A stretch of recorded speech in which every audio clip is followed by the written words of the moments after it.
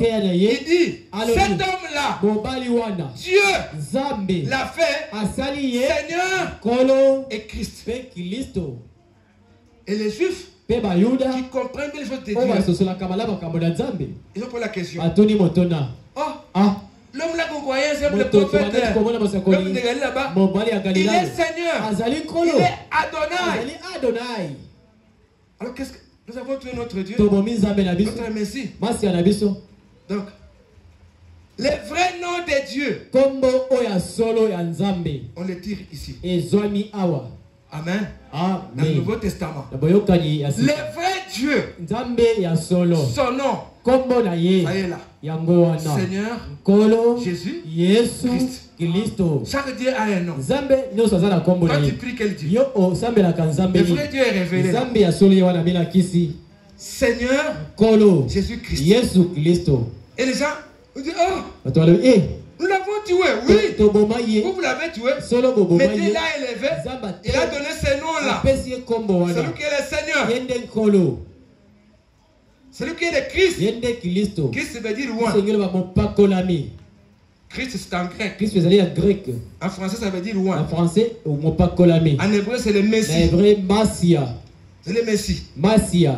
Et en Israël, on croyait que le Messie est Dieu. C'est quoi ils ont posé la question? Au verset 37. Oh mon frère, que ferons-nous? Alors, les médecins, Simon, Pierre, a écrit une prescription. Il a dit, répentez-vous. C'est la première chose. Répentez-vous. Même chose, que chacun de vous soit baptisé au nom de Jésus-Christ pour le pardon de ses péchés. Troisième chose, vous recevrez le don de cet esprit. Vous recevrez le vaccin. La solution, les produits. Tu ne peux pas voir les produits, tu n'es pas repenti, tu n'as pas eu le baptême chrétien, tu ne peux pas voir ça. Si vous devenez pour la première fois, lisez Acte 19. Après le premier verset. Paul est arrivé à Éphèse. Il a trouvé une église du pasteur Apollos avec 12 croyants. Seulement 12 croyants. Ils croient en Jésus-Christ. Ces gens-là croient en Jésus-Christ. Mais ils avaient reçu le baptême des gens. Le baptême des gens, c'était pour la repentance. Mais ce baptême ici, notre ordonnance, ce n'est pas pour la repentance. Ce baptême, c'est pour la rémission des péchés, pour le pardon des péchés. Il y a un seul nom qui sauve. C'est le nom de Jésus-Christ. Un seul nom qui délivre, c'est Jésus-Christ. Quand vous croyez, quand vous priez à son nom, vous prêchez son nom là-bas, vous avez la bénédiction. Donc les péchés, des péchés, pour qu'ils soient effacés, on doit invoquer les noms de Jésus-Christ sur vous lors de votre baptême. Alors ces gens-là étaient baptisés du baptême de Jean. Parce que Paul leur a posé la question. Avez-vous déjà reçu les vaccins? Depuis vous avez écrit les vaccins. Ce ne sont pas les vaccins. Vous connaissez les vaccins, non? Qui connaît les vaccins? Levez la main. Vous ne connaissez pas? Les vaccins, c'est le Saint-Esprit. Dans le spirituel. Avez-vous reçu le Saint-Esprit après avoir cru? On n'a jamais entendu parler de ça. Nous ne connaissons pas ça. Et pas la même question. Alors, de quel baptême avez-vous été baptisé? Oh non, non. L'homme là qui a baptisé Jésus, là, celui nous a baptisé. Non, c'est là annonçait Jésus. Jésus est déjà venu, il est mort. Ce baptême là ne tient pas. C'est pourquoi vous n'avez pas. Élisée là-bas. Ces gens-là, on les a baptisés. On les a Jésus-Christ. Quand vous avez posé les mains, ils ont le Saint-Esprit. Ils ont appliqué l'ordonnance telle que Docteur Pierre avait prescrit dans le chapitre 2. Mais aujourd'hui, comme je le disais, nous avons beaucoup de charlatans et des faux pharmaciens. Qui sont les charlatans? Qui sont les faux pharmaciens? Ce sont tous les théologiens ici. Tous les théologiens ici sont des charlatans. Est-ce qu'on me suit? Puisqu'on fait le séminaire, la philosophie, les droits. Pour prêcher Dieu, on n'a pas besoin de faire les droits ou la philosophie ou la théologie. Pour prêcher Dieu, il faut la révélation. Amen. Alors, les vrais médecins ou les vrais prédicateurs, ce sont ceux que Dieu a appelés. Regardez, dans l'Ancien Testament, allons dans Daniel, les rois, dans le chapitre 2. Les rois Nebuchadnezzar, il a veillé un songe. Et quand il s'est réveillé le matin, il a oublié le songe. Comme les rois sont les dictateurs, il a appelé tous les sages de Babylone, les magiciens, les astrologues, les chaldéens. Il leur dit, écoutez, la nuit, j'ai rêvé un songe bizarre. Je me suis réveillé, j'ai oublié ça. Dites-moi ce songe-là. Et ça peut se faire. C'est toi qui as dormi. Et là, tu me dis, moi, tu dis ton songe. Les sages l'ont dit à toi. C'est difficile. Toi, dis-nous les songes que tu as eu. Nous allons te dire l'explication. C'est jour de bois. Je vais vous tuer. Dites-moi les songes que j'ai rêvé la nuit. C'est difficile. Comment on va faire? Dis bon. Si vous ne dites pas les songes, je vous donne quelques jours. On va vous tuer. Alors, Daniel était parmi ceux qui étaient déportés là-bas. Les gens qui étaient déportés, qui étaient en captivité. Il a appris cela. Lisons le verset 19 à 23.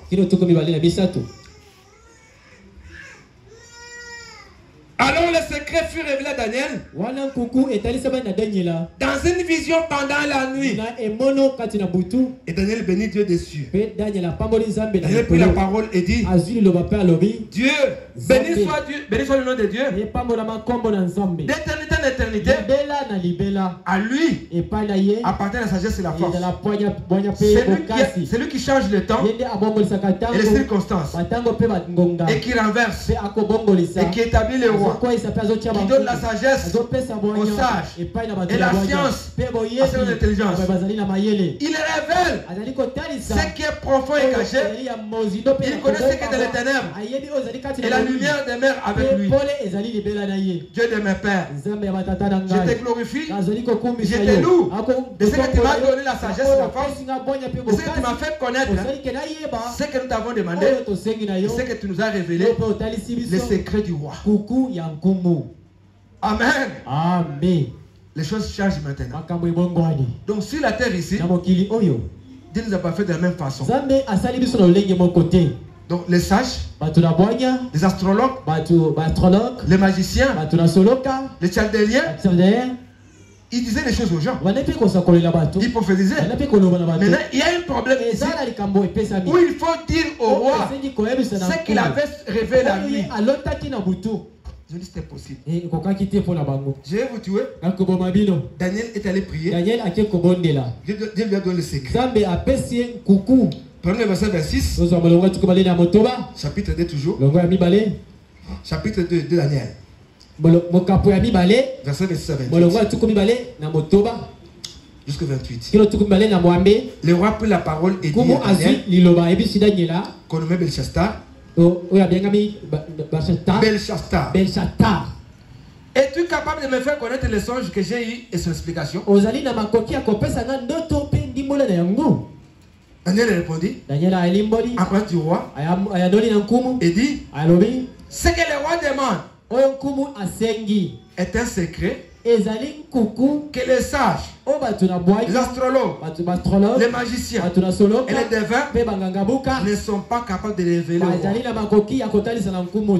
il y a dans les cieux un Dieu qui révèle le secret. Alléluia. Il y a dans les cieux un Dieu qui révèle le secret et qui a fait connaître au roi Nebuchadnezzar ce qui arrivera dans la suite des temps. Voici ton songe et les visions que tu as eues sur ta couche. Voyez maintenant l'importance d'un prophète. Dieu révèle les songes que les rois avaient vus au prophète. Première chose. Deuxième chose, il donne aussi l'explication. L'interprétation. Ça veut dire quoi? C'est ce que nous lisons. Il a donné le songe tout. Alors les versets 46 à 47.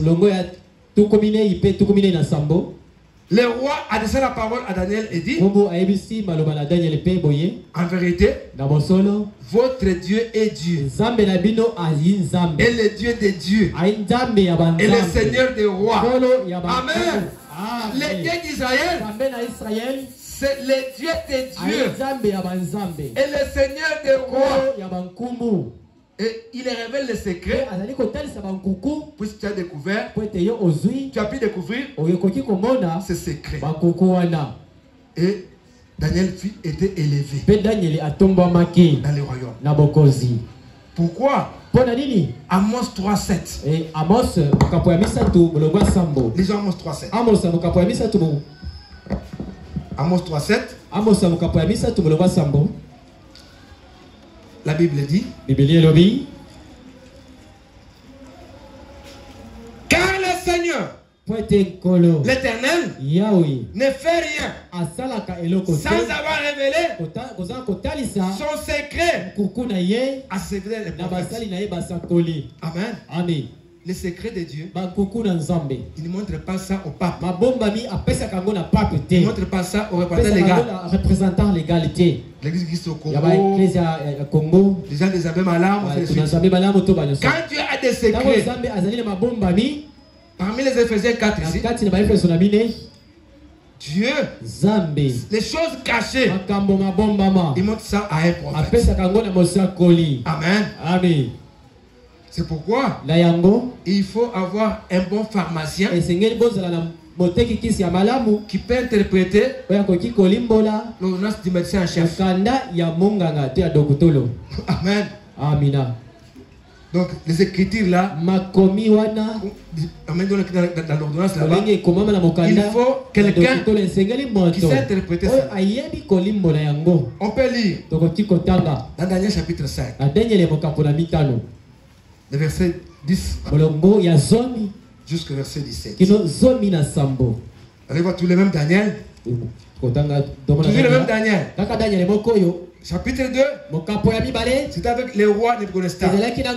Chapitre 5, c'est avec le roi Belchazzar qui avait organisé une fête.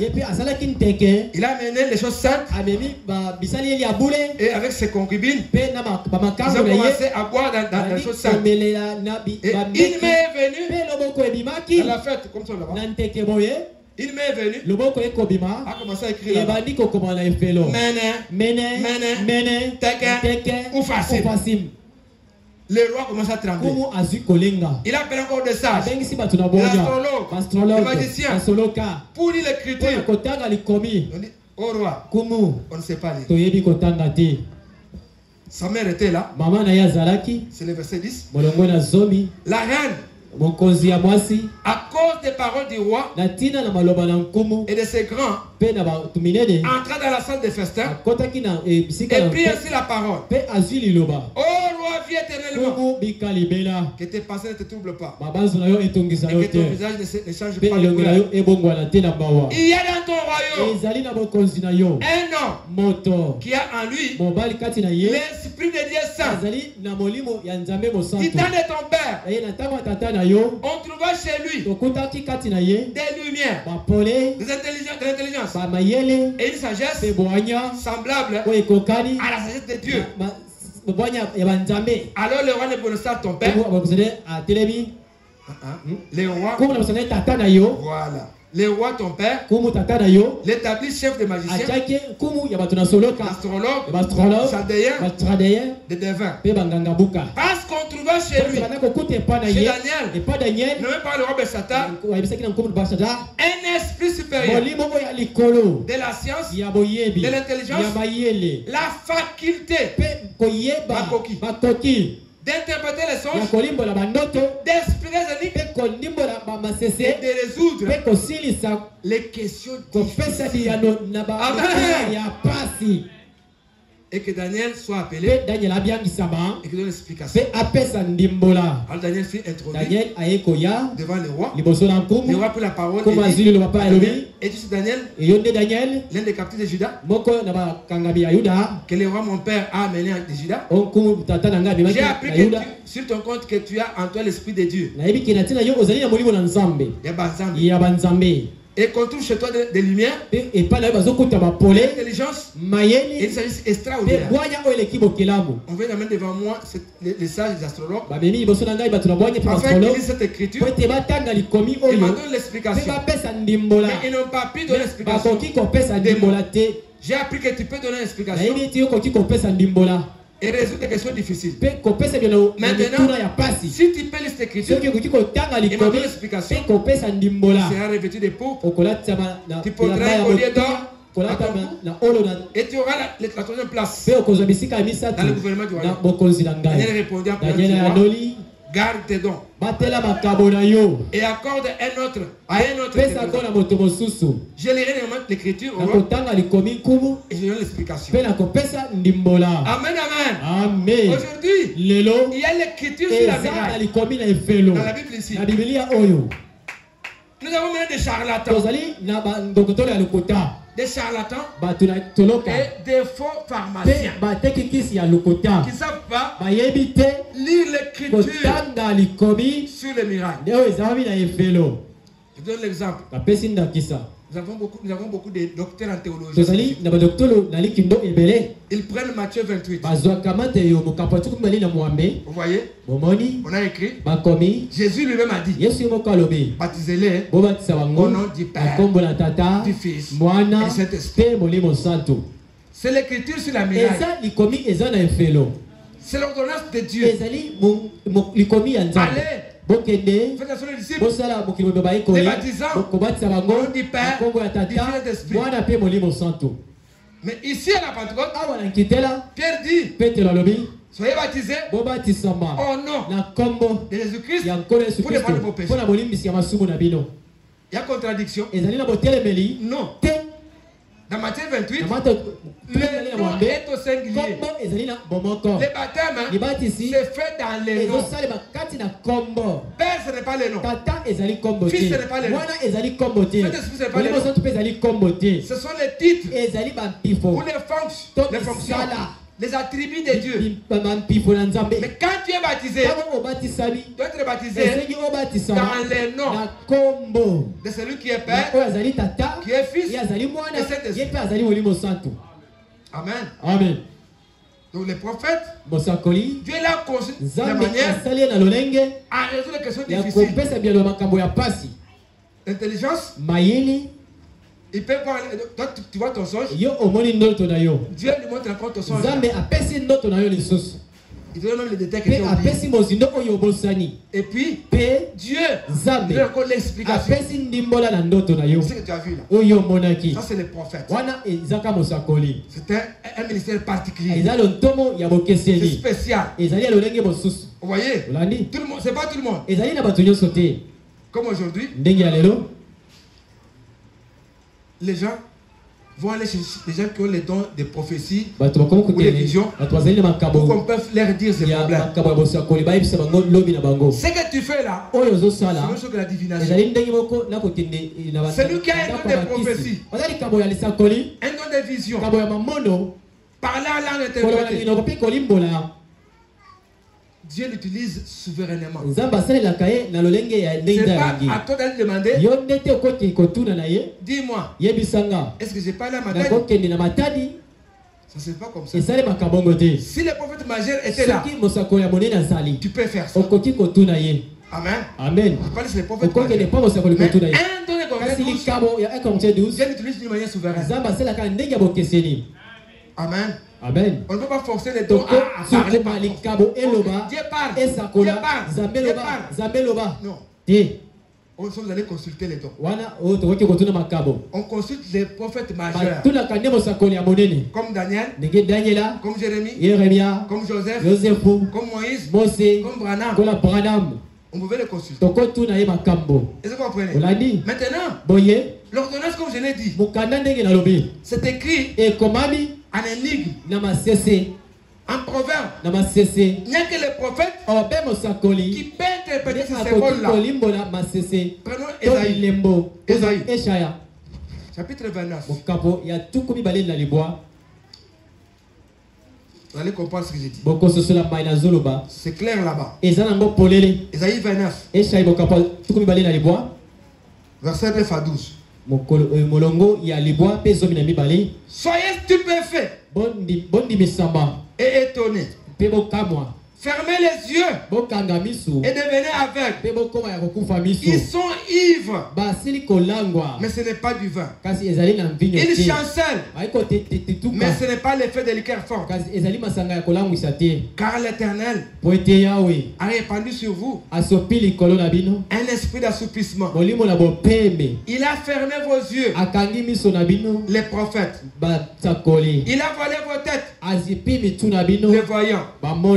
Toute révélation est pour vous comme le mot d'un livre cacheté que l'on donne à un homme qui sait lire en disant lis donc cela et qui répond je ne l'ai plus car c'est cacheté. Ou un livre, ou comme un livre que l'on donne à un homme qui ne sait pas lire en disant lis donc cela et qui répond je ne sais pas lire.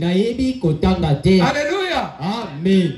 Cette Bible ici, on les donne aux théologiens. Ils regardent. On ne sait pas. On a celui qui n'a pas étudié. Il regarde. Je ne sais pas. Mais à un prophète. Amen. Dieu lui accorde la révélation pour interpréter des proverbes, des symboles, des signes. Pour que ça veut dire. Comme je viens de le dire ici. Matthieu chapitre 28. Ce sont les théologiens qui ont mené les baptêmes. L'église primitive. Il fallait attendre jusqu'au 20e siècle qu'il y ait un prophète qui puisse vous dire que les vrais baptêmes c'est au nom de Jésus-Christ. Et puis dans l'eau par immersion. Il fallait attendre ça au 20e siècle. Que cela puisse pas arriver. Amen. Le vrai baptême a été restauré aujourd'hui et fait partie de l'ordonnance du médecin pour l'église. L'église est malade. Par du péché. Dieu nous appelle, mes frères, à la repentance. Une repentance sincère. Tu n'as pas encore été baptisé. Jésus vient bientôt. Prends le baptême chrétien. Fais-toi baptiser. Passe ce baptême-là. Efface tes péchés. Si tu ne l'as pas fait, tes péchés sont encore sur toi. Est-ce que vous me suivez? Alors toi qui es déjà baptisé, je demande la sanctification. Si tu es sanctifié, alors les produits qui est le Saint-Esprit va entrer à toi. Est-ce que vous suivez? Ozolanda. Donc sans cela, c'est difficile que l'église aujourd'hui puisse être en bonne santé. La vie de l'église, c'est le Saint-Esprit. Est-ce que vous savez cela? Pour que vous appelez une église, il faut le Saint-Esprit. Sans le Saint-Esprit, ce n'est pas une église. Vous n'êtes pas une église.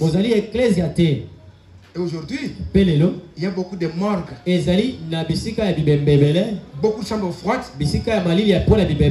beaucoup de musique qu'on appelle église. Pourquoi? L'ordonnance n'est pas appliquée. D'autres se sont fait baptiser, sont arrêtés sur le baptême. D'autres refusent même le baptême, refusent la repentance, mais ils vont à l'église. Tu vas à l'église, tu n'es jamais repenti. Ça dit que tu n'as pas compris pourquoi Jésus est mort. Tu n'as pas compris ça. Si tu comprends pourquoi Jésus était mort, qu'est-ce qui va venir? Tu vas te repentir et te faire baptiser. Comme tu refuses, c'est-à-dire que tu n'as pas encore compris pourquoi Jésus est mort. Je termine pour te dire, Jésus est mort pour toi. Amen. Amen. Pour tes péchés là. La condamnation qui devait tomber sur toi lui a porté ça. Maintenant il te dit, mon fils, ma fille, crois à moi. Malgré tes multiples péchés, je suis prêt pour te sauver. Sans argent, sans rien payer. Amen. Amen. Sans argent, sans rien payer. Sans rien payer. Tu ne payes rien. Le salut, ce n'est pas au moyen de l'argent. Ce n'est pas moyen de la prière. Le salut, c'est moyen de ta foi. Est-ce que tu crois que Jésus est mort pour toi? Est-ce que tu crois que Jésus vient bientôt? N'oubliez pas, je le dis toujours, je le répète toujours, devant nous, il y a deux choses. Nous ne sommes génération soit la mort physique peut te surprendre. Tu seras où? Soit Jésus peut venir. Nous ne connaissons pas les jours, l'heure, la date, on ne connaît rien. S'il venait, toi tu refuses de croire à lui. Qu'est-ce qui va t'arriver? Essaye peut de réfléchir. Si Jésus venait cette nuit, qu'est-ce qui va t'arriver? Si la mort physique t'a attrapé, tu seras où? Tu seras où? C'est pourquoi l'église, prenons l'ordonnance de Dieu. Nous avons un bon médecin en chef, Seigneur Jésus-Christ. Nous avons les Éphésiens 4 qui nous prêchent aujourd'hui le plan du salut en entier. Nous avons ça aujourd'hui. Alors pourquoi l'église aujourd'hui? Aujourd'hui, vous êtes dans les églises, ils ne manifestent pas le christianisme. On ne voit pas le christianisme aujourd'hui. Est-ce qu'ils ne vont pas les produire? C'est la question. Pourquoi? Dieu a tout donné. Les gens qui vont à l'église, on ne voit rien du christianisme. Frère, nous parlons du christianisme ancien. Parce que les gens font aujourd'hui, le message de la fin, c'est la parole originelle. Ça nous ramène à la foi de la Pentecôte. Ce qui était à la Pentecôte. Pas le christianisme fabriqué. Et le christianisme, c'est une expérience. C'est pas la vérité. C'est pas la vérité. Le christianisme, c'est une expérience.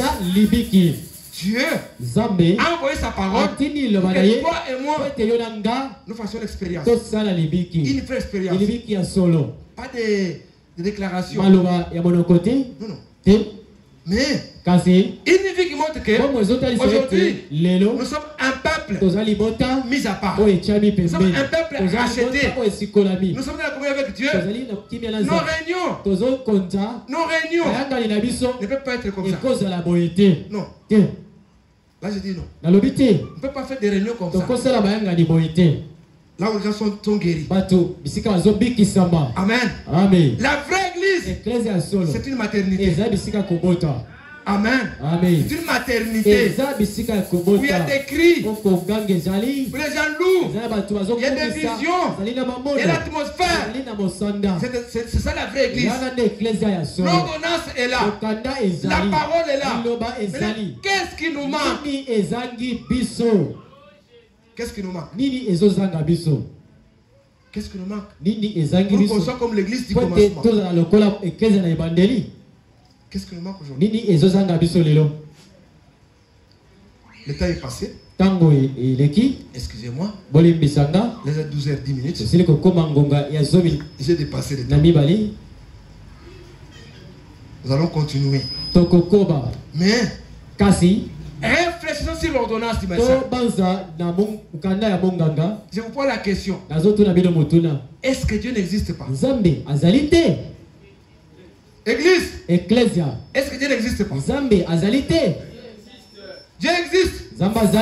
Que Dieu vous bénisse. Est-ce qu'aujourd'hui, Dieu n'a pas envoyé un prophète biblique? Il a envoyé. Est-ce qu'aujourd'hui, Dieu n'a pas de ministre de faisant 4? Il y en a. Amen. Mais maintenant, pourquoi aujourd'hui l'église? On est devenu négligent, paresseux, distrait, indifférent. On fait ce que l'on fait. C'est comme si Dieu n'a pas parlé. Là, l'église est malade. L'église est malade. Pourquoi Dieu a le droit de poser la question? Pourquoi l'église est malade? Pourquoi les gens qui prient, ils ne montrent pas le christianisme? Ils ont de grosses Bibles, mais il n'y a rien de Dieu. Qu'est-ce qui fait ça? Dieu n'a pas prescrit l'ordonnance. L'ordonnance, acte 2, 38 à 39. C'est prescrit. Quand tu regardes ça, tu as quel niveau? Tu n'es pas encore baptisé. Tu n'as pas encore cru en Jésus-Christ. N'aie pas honte. Les gens qui sont ici, lève ta main, on va prier pour toi. Tu viens, on va prier pour toi. Abaisse la tête. Celui qui n'est pas encore baptisé, c'est ça l'ordonnance. Tu n'as jamais cru en Jésus-Christ comme ton sauveur personnel. Dieu t'appelle à te repentir et à prendre le baptême chrétien. Qui veut le prendre? N'aie pas honte. Lève ta main. Jésus t'appelle. On va t'amener l'eau du baptême. N'aie pas honte de Jésus. N'aie pas honte des hommes qui sont ici à la salle. Où est-ce que tu vas faire ton éternité? Pourquoi tu veux rester pécheur? Alors que Jésus est mort pour toi. Jésus est ton sacrifice. Jésus est ton offrande. Pourquoi tu refais l'offrande de Jésus? Tu n'es pas encore baptisé. Tu as endurci ton cœur. Jésus t'appelle. Ne traîne pas. Viens mon frère. Viens ma soeur devant ici. Donne ta vie à Christ. Il t'appelle. Dans ton cœur, il y a une petite lutte là. Une voix qui dit va. L'autre dit non, ne va pas. Ne va pas. C'est l'ennemi qui dit ne va pas. C'est l'ennemi qui dit ne va pas. La voix qui te dit va là. C'est ton jour aujourd'hui. Lève ta main. Viens devant ici. On va prier pour toi. Ne retourne pas comme cela. Jésus t'appelle. Toi qui n'as pas encore cru en Jésus-Christ. Tu n'as pas encore pris le baptême chrétien. Pas le baptême des églises. Au nom du Père, Fils et d'Esprit. Où tu avais touché les drapeaux. Où tu avais sauté le feu. C'est pas ça. Les vrais baptêmes chrétiens, c'est dans l'eau. Par immersion. Au nom de Jésus-Christ. Jésus t'appelle. Ne garde pas le baptême des églises dénominationnelles. Aucune église ne sauve. Aucun pasteur ne sauve. C'est Jésus seul qui sauve. C'est lui qui t'appelle.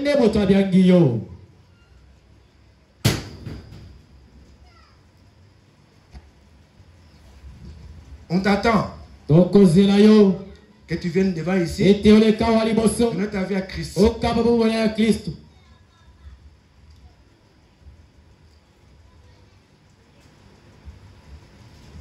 C'est lui qui les a baptisés. Dans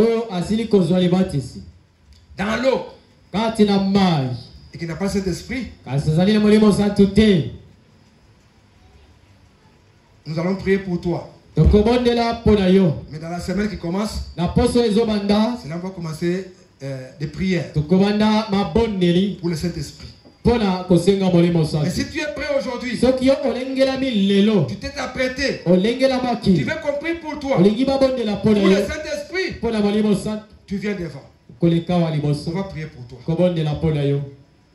avant de sortir.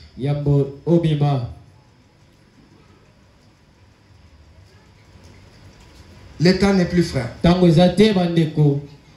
Jésus est à la porte. Nous ne savons pas ce qui va arriver le soir. Ce qui va arriver demain ou après-demain. C'est le temps du salut. C'est maintenant. Où cet esprit appelle. Il cherche avec qui coopérer, avec qui marcher. L'appel est fait. Nous allons nous lever pour la prière. Avec les effets. Le Seigneur